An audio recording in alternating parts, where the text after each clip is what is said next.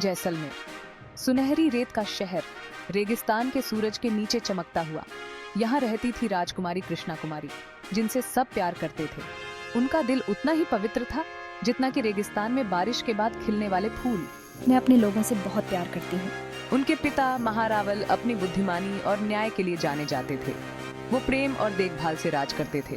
हमारा घर जैसलमेर का किला शान से खड़ा। इसकी दीवारों के भीतर महल सुंदर नक्काशी और जीवंत रंगों से जगमगाता था। राजकुमारी को इसके गुप्त रास्तों और छिपे हुए आंगनों को देखना बहुत पसंद था। एक दिन किले के भीतर एक प्राचीन मंदिर का पता लगाते समय कृष्णा कुमारी का सामना एक छिपे हुए कक्ष से हुआ। वह कक्ष सदियों से धूल से भरा और अछूता था। बीच में एक ऊंचे चबूतरे पर एक सुंदर रत्न रखा था जो एक अलौकिक प्रकाश बिखेर रहा था। जैसे ही मैंने उसे छुआ, मुझे ऊर्जा का एक झटका महसूस हुआ। रत्न उसके हाथ में गर्माहट के साथ धड़क रहा था। यह देवताओं का वरदान है जिसका उपयोग राज्य के भले के लिए किया जाना है। राजकुमारी हैरान रह गई। उसने पहले कभी ऐसा अनुभव नहीं किया था। ये कोई साधारण पत्थर नहीं था। ये जीवित महसूस हो रहा था। उसकी अपनी धड़कन के साथ धड़क रहा था। मुझे अपने पिताजी को बताना होगा। महारावल ने रत्न की शक्ति को पहचान लिया। यह ईश्वर का दिया हुआ तोहफा है, हमारी धरती की रक्षा और उसे खुशहाल बनाने के लिए। उन्होंने इसे किले के सबसे ऊंचे टावर में रखवाया, जहां से इसकी रोशनी पूरे शहर पर चमकती थी। रत्न समृद्धि लेकर आया। सूखी धरती पर बारिश हुई, कुएं और नदियां भर गईं, भूमि उपजाऊ हो गई और लोग आनंद मनाने लगे। साल बीतते गए और राज्य रत्न की शुभ चमक के नीचे फलता फूलता रहा। इसकी प्रसिद्धि दूर दूर तक फैल गई, जिससे व्यापारी और यात्री स्वर्णिम शहर की ओर आकर्षित हुए। राजकुमारी कृष्णा कुमारी, जो अब एक युवती थीं, अपनी दया और ज्ञान के लिए पूरे देश में जानी जाती थीं। जादुई रत्न की खबर एक दुष्ट सुल्तान तक पहुंची जो एक दूर देश पर राज करता था।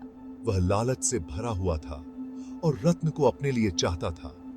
उसने उस शक्ति की कल्पना की जो यह उसे प्रदान करेगी, जिससे उसका राज्य सबसे मजबूत और सबसे धनी बन जाएगा। उसने एक विशाल सेना इकट्ठी की। वे जैसलमेर की ओर बढ़े। उनके कवच रेगिस्तानी धूप में खतरनाक रूप से चमक रहे थे। जासूसों ने महारावल तक खबर पहुंचाई। राज्य खतरे में था। सुल्तान का लालच उनकी समृद्धि और शांति के लिए खतरा था। महारावल हालांकि बूढ़े थे, एक अनुभवी योद्धा थे। उन्होंने अपने बहादुर सैनिकों को इकट्ठा किया, अपने घर की रक्षा के लिए तैयारी की। हमें मजबूत रहना होगा। हमारा घर, हमारे लोग हम पर निर्भर हैं। राजकुमारी कृष्णा कुमारी अपने लोगों के लिए चिंता से भरे दिल के साथ छिपने से इनकार कर दिया। वह अपने पिता के पास खड़ी रही। उनकी आत्मा किले की दीवारों की तरह मजबूत थी। मैं नहीं डरूंगी, मैं जैसलमेर के लिए लड़ूंगी। सुल्तान की सेना ने किले को घेर लिया। ऐसा लग रहा था कि हमले के तहत रेगिस्तान भी कांप रहा है, लेकिन जैसलमेर का किला अडिग रहा, अपने लोगों के साहस का प्रमाण। राजकुमारी ने किले के गुप्त रास्तों के बारे में अपने ज्ञान का उपयोग करके अपने सैनिकों को अज्ञात रूप से आगे बढ़ने में मदद की। हर मोड़ पर दुश्मन को मात दी। जैसे जैसे घेराबंदी आगे बढ़ती गई, राजकुमारी कृष्णा कुमारी सबसे ऊंचे टावर पर चढ़ गई। वह चमकते हुए रत्न के सामने खड़ी रही। उनका दिल अपनी जिम्मेदारी के बोझ से भारी था। हमारी रक्षा करो, हे दिव्य रत्न। उसने प्रार्थना की। उसके चेहरे से आंसू बह रहे थे। हमें इस लालच पर विजय पाने की शक्ति प्रदान करें। रत्न से ऊर्जा की एक लहर निकली जो पूरे शहर में फैल गई। सुल्तान की सेना प्रकाश से अंधी होकर रेतीले तूफानों में अपना रास्ता भूल गई, जो कहीं से भी आते दिखाई दे रहे थे।